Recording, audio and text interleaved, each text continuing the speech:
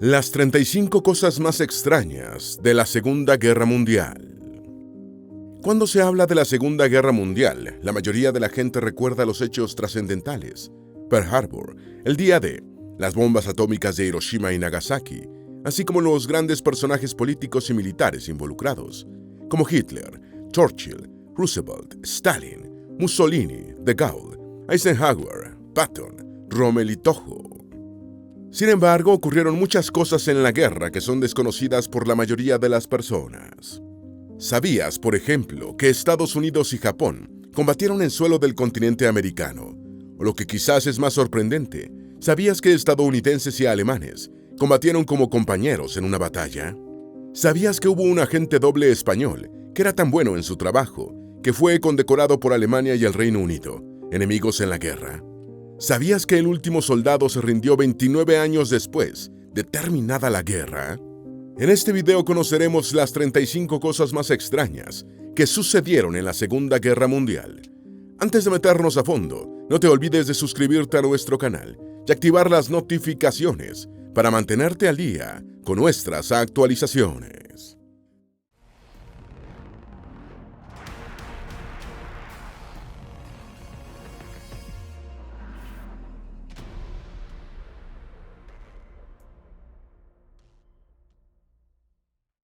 Número 1. La batalla en la que estadounidenses y alemanes combatieron en el mismo bando. La batalla por el castillo de Itter fue la más extraña de la Segunda Guerra Mundial, ya que soldados estadounidenses y alemanes lucharon como compañeros. Fue librada el 5 de mayo de 1945, 5 días después de la muerte de Hitler, cuando prisioneros en el castillo, la mayoría franceses, lograron expulsar a sus guardias alemanes y se apoderaron de sus armas. El castillo quedó en manos estadounidenses, pero fue atacado por una fuerza de las Waffen-SS. Soldados desertores de la Wehrmacht, los franceses y miembros de la resistencia austriaca, se unieron a los estadounidenses para defender el castillo. La victoria fue de los atípicos aliados cuando llegaron refuerzos. En el castillo se encontraban prisioneros, prominentes políticos y generales franceses, así como el famoso tenista Jan Barrotra, ganador de 4 torneos de Grand Slam. Número 2. El agente doble, Jean Pujol, fue condecorado por 2 enemigos, Alemania y el Reino Unido. Cuando el servicio secreto británico reclutó al español Joan Pujol, le pareció que era tan buen actor que le puso el nombre cifrado de Garbo. Pujol se convirtió en agente doble cuando fingió trabajar para los alemanes, quienes lo llamaron Alaric Arabel. El español fue clave en el éxito del día D, al suministrar información falsa a Alemania, que convenció a sus mandos de que la invasión de Normandía sería por paso de Calais, y más tarde, como consecuencia, los alemanes redujeron sus defensas en la región por donde se realizó el desembarco. Los británicos decían que tenían en Pujol al mejor actor del mundo, y no se equivocaban. El hombre recibió medallas de sus 2 patrones, el falso y el auténtico. Número 3. El último soldado en rendirse esperó 29 años para hacerlo. El último soldado en rendirse durante la Segunda Guerra Mundial fue el japonés Teruo Nakamura, lo que no habría tenido nada de raro si el hombre no hubiera esperado casi 3 décadas para darse por vencido. En los días finales de la guerra, Nakamura, un taiwanés de nacimiento que combatió para el ejército imperial, se internó con su unidad en la selva de la isla de Morotai, en Indonesia. Poco a poco los japoneses fueron apartándose unos de otros hasta que Nakamura quedó solo, sobreviviendo a base de pescado y verduras que cultivaba o conseguía en las granjas de la isla. Lo encontraron en diciembre de 1974 y se rindió, creyendo que la guerra continuaba. Número 4. La operación cuyo fracaso cambió la geopolítica mundial. Después del día D, los aliados tenían el desafío de superar la línea Sigfrido para poder avanzar hacia Berlín. Entre el 17 y el 25 de septiembre de 1944, los aliados lanzaron la Operación Market Garden, que involucró a unos 100.000 soldados. Fue la mayor operación aerotransportada aliada en la guerra, y su objetivo era capturar una serie de puentes fluviales en los Países Bajos ocupados por Alemania. La operación fracasó, constituyendo el mayor revés aliado en la última etapa de la guerra. De haber tenido éxito la Operación Market Garden, probablemente los aliados habrían conquistado Berlín y no los soviéticos. La geopolítica mundial quizás habría cambiado radicalmente. Número 5. La URSS puso los muertos aliados. Durante la Segunda Guerra Mundial murieron 10 veces más soldados soviéticos combatiendo al eje Berlín-Roma-Tokio que estadounidenses y británicos juntos. La mortandad soviética fue tan grande que resultó imposible saber exactamente cuántos soldados del Ejército Rojo murieron en combate, estimándose una cifra de entre 8.8 y 10.7 millones de combatientes. En contraste, la sumatoria de bajas mortales militares de los Estados Unidos y el Reino Unido fue de poco más de 1 millón, casi una décima parte de las soviéticas. Igualmente, los muertos del Ejército Rojo casi duplicaron la cifra de 5.5 millones de alemanes que perecieron en combate. Número 6. La batalla en suelo estadounidense en el continente americano. Todo el mundo sabe que Japón atacó Pearl Harbor, territorio estadounidense en el Pacífico, pero menos han escuchado de la batalla de Attu. Esta batalla, librada entre el 11 y el 30 de mayo de 1943, fue el principal enfrentamiento entre fuerzas estadounidenses y japonesas en las islas Aleutianas, al oeste de Alaska, y el primero en suelo estadounidense en el continente americano. Fue también la primera batalla en condiciones árticas entre los dos rivales y terminó en una victoria estadounidense en combates cuerpo a cuerpo. Número 7. Solo el 37% de las tripulaciones de aviones británicos regresaron a casa. Se esperaba que los pilotos y demás tripulantes de los aviones de guerra británicos volaran en 30 misiones de combate durante un periodo de servicio, con una probabilidad de supervivencia menor al 50%. Durante la Segunda Guerra Mundial murió el 51% de todos los tripulantes de aviones británicos, otro 12% perdió la vida en accidentes de entrenamiento y un 13% fue capturado por el enemigo, de manera que solo un 37% regresó a casa. Esto tuvo mucho que ver con la idea británica de que la mejor forma de desmoralizar a Alemania era abrumando a sus ciudades con bombardeos. Número 8. Las Fuerzas Armadas francesas tenían más armas, tanques y soldados que Alemania en 1940. Siempre se ha asumido que durante la Segunda Guerra Mundial, los alemanes se abrieron paso con un ejército y una fuerza aérea altamente modernos y mecanizados, que eran superiores a todo lo que los aliados podían reunir en mayo de 1940. La realidad fue muy diferente.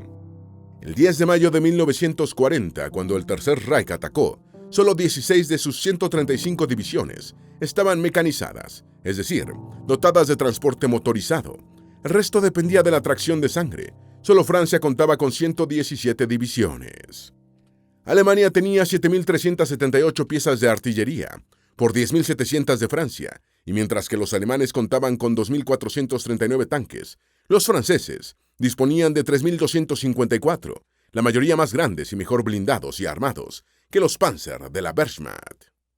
Número 9. El orden de prioridades del Reino Unido resultó ser algo sorprendente. Desde antes de que comenzaran las hostilidades de la Segunda Guerra Mundial, el Reino Unido había decidido que pondría el foco de su estrategia bélica y capacidad de combate en el poder aéreo y naval. Solo después de que Francia cayera en manos alemanas, la dirigencia política y militar británica se dio cuenta de que el ejército de tierra también requería crecer a un ritmo parecido al de los componentes de mar y aire. Sin embargo, hasta 1944, la prioridad del Reino Unido en cuanto a asignación de recursos fue el Ministerio de Producción Aeronáutica, por encima del ejército y de la armada, que ya era bastante fuerte. Durante la guerra, los británicos fabricaron la increíble cantidad de 132.500 aviones, y gracias a su poderío aéreo, pudieron infligir a Alemania su primera derrota importante en la Batalla de Inglaterra, en el año de 1940. Número 10. Las pérdidas de los buques mercantes aliados fueron solo del 1.5% de los viajes. Durante la Segunda Guerra Mundial, los buques de los países aliados realizaron más de 323.000 travesías individuales, de las cuales 4.786 terminaron en hundimientos, por lo que el índice de pérdida de buques fue de solo el 1.5%. El 54% de los buques hundidos eran británicos, pero en promedio, cada día había 2.000 barcos del Reino Unido navegando por algún mar del mundo. Los convoyes mercantes eran bastante seguros por la protección de buques armados que llevaban. Los rezagados de los convoyes y los viajes independientes eran los más peligrosos y llevaron la peor parte. Número 11. Gran Bretaña tuvo el menor racionamiento de Europa. Existe la percepción de que las islas británicas, por su propia condición insular, fueron las que pasaron más penurias por el racionamiento durante la guerra. Francia y el Reino Unido iniciaron el conflicto sin racionamientos, que fueron introducidos moderadamente en Gran Bretaña en enero de 1940. La ocupación de territorios europeos por parte de Alemania, incluyendo Francia, Holanda y Bélgica, determinó que su población urbana tuviera dificultades para abastecerse de alimentos, pasando hambre. Los británicos nunca pasaron hambre y aunque varios alimentos estaban racionados, muchos otros podían adquirirse libremente. En verdad, Gran Bretaña la tuvo más fácil en comparación con la mayoría de los demás países europeos. Número 12. El mariscal de campo Alexander fue el comandante de campo de batalla más experimentado de la guerra. Cuando se piensa en los grandes militares de la guerra, generalmente vienen a la memoria Patton, Eisenhower, Montgomery y Rommel. Casi nadie se acuerda del mariscal de campo británico, Harold Alexander, el comandante de campo de batalla más experimentado de la guerra. Cuando terminó la guerra, el mariscal Alexander era conocido por todos los británicos, que lo llamaban el soldado caballero. Durante la Primera Guerra Mundial, Alexander fue ascendido a capitán en 1915, ya comandante en 1917. Luego continuó su brillante carrera en el periodo de entreguerras y durante la Segunda Guerra Mundial, convirtiéndose en el único oficial de los dos grandes conflictos que lideró tropas de primera línea en todos los rangos. También fue el único oficial británico que comandó tropas alemanas en Letonia en 1919 a 1920, durante la guerra contra Rusia. Número 13. El avión de combate alemán desaparecido de la Luftwaffe. Mientras Messerschmitt desarrollaba el Bf-109, la empresa rival a Heinkel también estaba trabajando en un nuevo caza monoplano totalmente metálico, el HE-112. Los dos aviones estaban bastante igualados en velocidad en sus prototipos, pero el HE-112 podía ascender hasta 20.000 pies en 10 minutos y su autonomía era incluso mejor que la del bimotor Messerschmitt 110. Además, el Heinkel tenía un tren de aterrizaje retráctil muy resistente, que facilitaba el aterrizaje a los pilotos en entrenamiento. Sin embargo, Ernst Heinkel tenía genes judíos y su caza fue descartado. En cambio, Hermann Göring tenía un cariño especial por los aviones de su amigo, Willy Messerschmitt. Número 14. La chaqueta American Parsons fue diseñada como una prenda civil.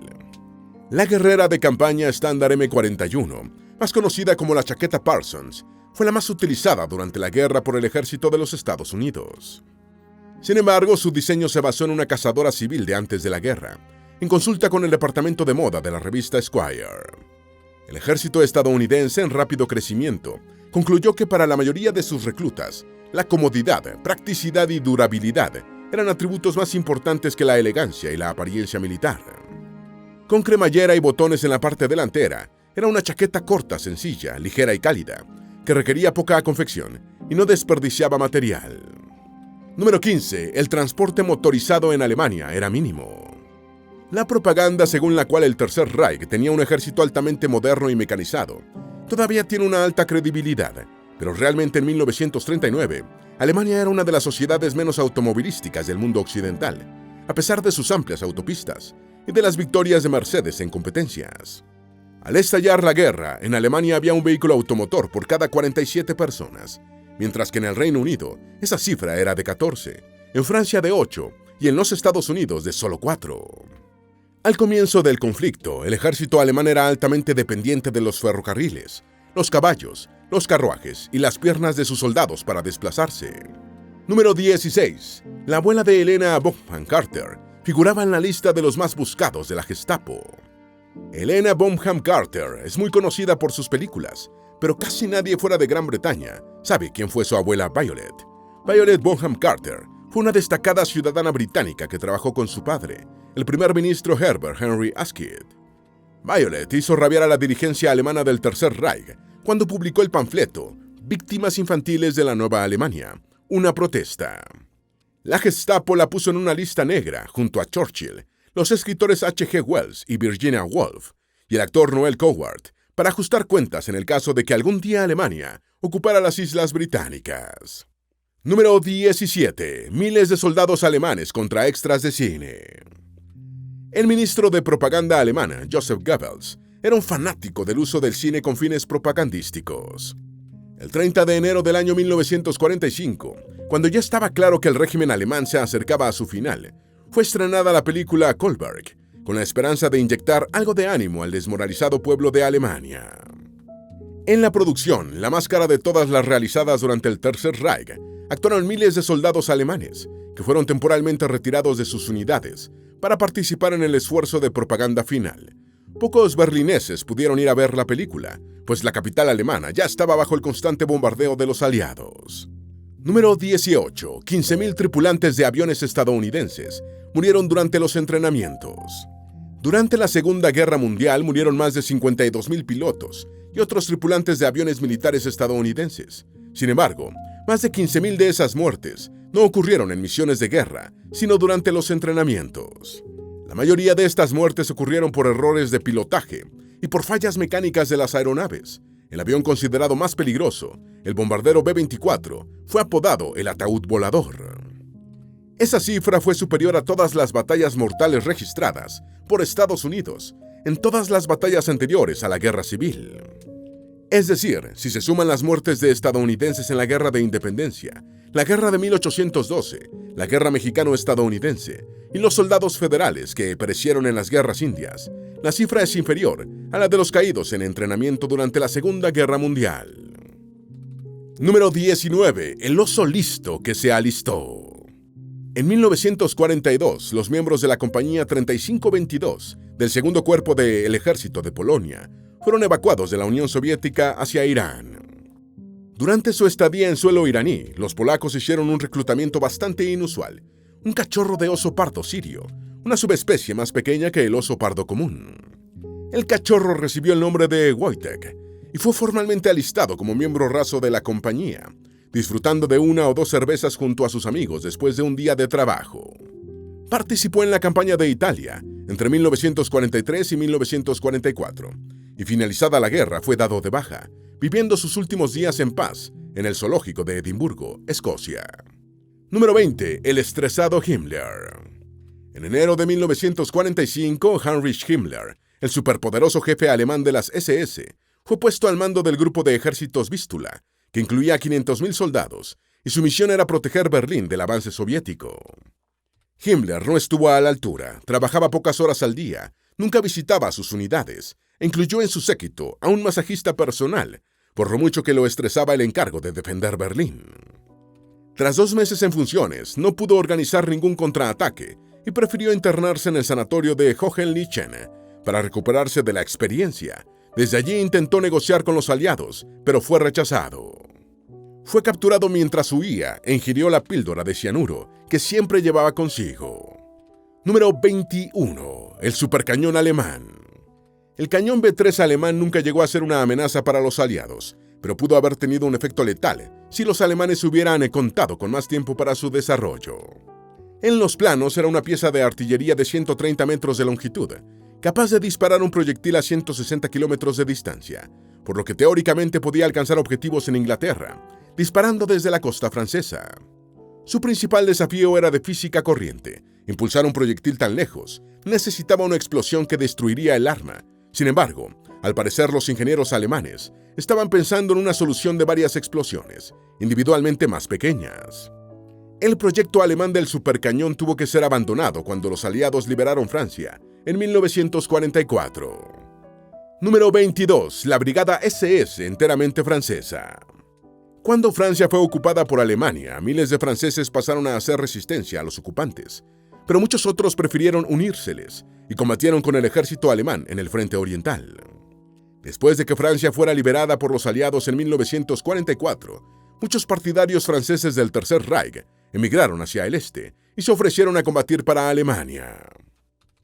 Ya afectado por la escasez de reclutas, el Tercer Reich aceptó la colaboración y formó la Brigada de Granaderos Waffen SS Carlomagno, una unidad formada totalmente por franceses, que llegó a tener 11.000 soldados. En abril de 1945 quedaban unos 700, y solo 60 vieron el fin de la guerra. Número 23. El Führer apreciaba a Mussolini. Cuando el rey Vittorio Emanuel III depuso e hizo arrestar a Mussolini, el líder alemán montó en cólera y ordenó la elaboración de un plan para liberarlo de su prisión en una estación de esquí de la región de Abruzzo, a 2.100 metros sobre el nivel del mar.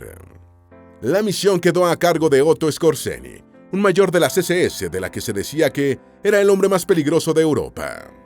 Skorzeny decidió que, a esa altitud, la única opción era enviar un comando a bordo de planeadores. La operación del 12 de septiembre de 1943 tuvo éxito, entre otras cosas porque Skorzeny se llevó a un general italiano que empezó a gritar órdenes a sus compatriotas que custodiaban a Mussolini, quien fue liberado y llevado a la guardia del lobo de Hitler. Número 24. Gandhi llamó querido amigo al Führer alemán. Puede parecer inconcebible que Gandhi se dirigiera a un dictador tan cruel con esas palabras, pero hay que entender el contexto. En sus esfuerzos por evitar la guerra en el verano de 1939, poco antes de que el conflicto empezara, Gandhi le escribió al Führer alemán una carta en la que utilizó la controversial expresión. Sin embargo, en la misma carta el Mahatma escribió: "No es ninguna formalidad que me dirija a ustedes como amigos. No tengo enemigos. Durante los últimos 33 años, mi misión en la vida ha sido ganarme la amistad de toda la humanidad, haciéndome amigo de la humanidad, independientemente de su raza, color o credo". Número 25. La ayuda estadounidense a la URSS. Si bien Estados Unidos y la Unión Soviética se enfrentaron como adversarios de la Guerra Fría, durante buena parte de la segunda mitad del siglo XX, en la Segunda Guerra Mundial pelearon en el mismo bando, y la ayuda norteamericana fue crucial para la victoria de los soviets en el frente oriental. En 1940, General Motors diseñó un camión de 6 ruedas con una capacidad de carga de 2,5 toneladas y licenció el modelo a otros fabricantes de vehículos. Studebaker fabricó más de 100.000 camiones de los modelos US-6 durante la guerra, enviando miles de unidades a los soviéticos, quienes los apodaron Studers. Estos robustos vehículos permitieron al Ejército Rojo transportar artillería, materiales y tropas a largas distancias, incluso en malas condiciones de las carreteras. Número 26. Murieron casi tantos civiles franceses por bombas aliadas como civiles británicos por bombas alemanas. Desde la ocupación de Francia por Alemania en junio de 1940 hasta la liberación de París en agosto de 1944, los aliados lanzaron más de 500.000 de explosivos sobre fábricas, puertos, ferrocarriles y otras infraestructuras controladas por los alemanes en territorio francés. En estas operaciones perdieron la vida 57.000 franceses como daños colaterales. Con solo una cuarta parte de esa cantidad de bombas, los alemanes mataron a más civiles británicos, 60.500, en sus bombardeos indiscriminados de las ciudades británicas, con aviones y cohetes. Tras la liberación de París en 1944, muchos franceses tenían sentimientos encontrados sobre sus liberadores. Número 27. Los 1.300 franceses muertos en un solo ataque aliado. Cuando los alemanes invadieron Francia, ocuparon la parte norte del país, mientras que el sur, sede de la poderosa flota francesa, quedó en manos del régimen colaboracionista de Vichy. Los antiguos aliados de la Primera Guerra Mundial ahora estaban en una situación inédita, con uno de sus principales miembros, Francia, en manos del enemigo. Al Reino Unido le preocupaba particularmente que 4 avanzados buques franceses, 2 acorazados y 2 cruceros de batalla, estacionados en el norte de África, en Mers el-Kebir, cayeran en manos alemanas. Los británicos atacaron Mers el-Kebir el 3 de julio de 1940, matando a 1.300 marineros franceses, pero solo 2 de los 4 barcos quedaron fuera de servicio. Número 28. La masacre de Bertucci. Durante la Segunda Guerra Mundial, muchos prisioneros de guerra alemanes e italianos fueron trasladados a campos en Estados Unidos. El 7 de julio de 1945, el soldado Clarence Bertucci había estado bebiendo cuando fue a hacer su guardia en el campo de prisioneros de Salina, Utah. Antes de abandonar el bar, le dijo a una camarera: "Algo emocionante va a ocurrir esta noche". Ya en el campo, Bertucci tomó el control de la ametralladora Browning, calibre 30, y abrió fuego contra las tiendas de campaña en las que dormían prisioneros alemanes e italianos, matando a 9. Número 29. La misteriosa muerte de Boris III de Bulgaria. El zar Boris III de Bulgaria declaró la neutralidad de su país durante la Segunda Guerra Mundial. Sin embargo, permitió que los alemanes utilizaran los ferrocarriles búlgaros para acceder a la ocupada Grecia, aunque se negó a proporcionar tropas para la invasión de Alemania a Rusia. En 1943, poco después de una reunión con Hitler, el zar Boris III murió en Sofía, al parecer envenenado con una sustancia desconocida. Hubo varios sospechosos, principalmente Alemania, el Reino Unido y Rusia. Número 30. El uranio del Tercer Reich desaparecido. En 2013, Timothy Coet, de la Universidad de Maryland, recibió un extraño regalo, un cubo de uranio fabricado en la Alemania del Tercer Reich. El presidente llegó con una nota que decía: "Regalo de Nininger, pieza de uranio del reactor que Hitler intentó construir. Nininger era Robert Nininger, un físico que trabajó en el proyecto Manhattan. Después de su muerte, sus herederos decidieron pasarle la curiosidad a Coet. Las preguntas son, ¿había más cubos? ¿Dónde están? Número 31. La erupción del Vesubio. La última erupción del Vesubio se produjo en marzo de 1944, cuando los aliados ya ocupaban la campaña. El sargento estadounidense Robert F. McCree escribió en su diario: «Sentado en mi tienda de campaña, oigo a intervalos de 4 a 10 segundos el fuerte estruendo del volcán en el tercer día de su actual erupción. El ruido es como la de las bolas de bolos al chocar contra los bolos de una gigantesca pista de bolos. Nuestra ubicación es, aparentemente, segura». Se equivocó en cuanto a la seguridad. Aunque en su base militar no hubo muertos, la erupción causó daños por $25 millones. Murieron 26 personas en otros puntos. Número 32. Los separatistas bretones se unieron a los dos bandos. Los nacionalistas de la región francesa de Bretaña, en el extremo noroccidental de Francia, no tuvieron una posición unificada durante la guerra. La mayoría aprobó la ocupación alemana de su territorio, pues consideraban que la filosofía de supremacía aria, que incluía a los celtas, como el pueblo bretón, era un buen pretexto para crear finalmente una Bretaña independiente. Otros nacionalistas bretones se unieron a la resistencia francesa en contra de los ocupantes alemanes. Número 33. La ciudad alemana que simuló ser Suiza para no ser bombardeada. Constanza es una ciudad alemana situada a orillas del lago del mismo nombre, que comparte con las cercanas Austria y Suiza, país este que fue neutral durante la guerra. Durante el conflicto bélico había motivos para que los aliados bombardearan Constanza, ya que albergaba 3 empresas que fabricaban material militar para el Tercer Reich. Obviamente, los residentes no deseaban ser bombardeados. Inventaron una forma de evitarlo. Dejaban las luces encendidas durante la noche. En la guerra, casi todas las ciudades se apagaban en la noche para no facilitar el trabajo de los bombarderos.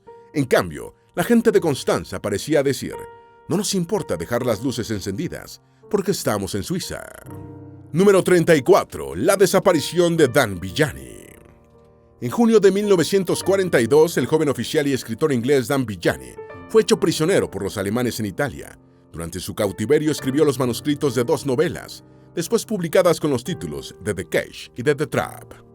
Tras la capitulación italiana en septiembre de 1943, logró huir al campo y le entregó sus manuscritos a un italiano, rogándole que los enviara a Inglaterra cuando finalizara la guerra.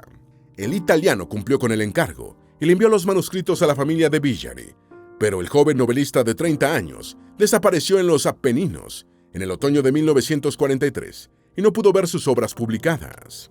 El escritor e historiador social Ken Warpole opinó que The Trap es la mejor novela surgida de la guerra. Número 35. Paracaidistas ficticios. Durante el desembarco de Normandía, los aliados diseñaron una estratagema para engañar a los defensores alemanes sobre los verdaderos lugares en los que se producirían los lanzamientos en paracaídas. Lanzaron en paracaídas a unos 400 muñecos de arpillera, que lograron el objetivo previsto de engañar al enemigo. Incluso los maniquíes estaban dotados de un generador de ruido que imitaba el sonido de una escopeta. O sea, los muñecos no solo podían saltar desde un avión, sino que también disparaban. Esperamos que este video te haya sido útil. Si tienes algo que agregar, por favor, compártelo con nosotros en la sección de comentarios. Dale me gusta a este video y envíale el enlace a tus familiares y a tus mejores amigos, para que también sepan más sobre las 35 cosas más extrañas de la Segunda Guerra Mundial. Si eres nuevo en nuestro canal, no olvides suscribirte. No se te olvide seguirnos en todas nuestras redes sociales, que van a estar aquí abajo en la descripción. Recuerda, un pueblo que no conoce su historia está condenado a repetirla.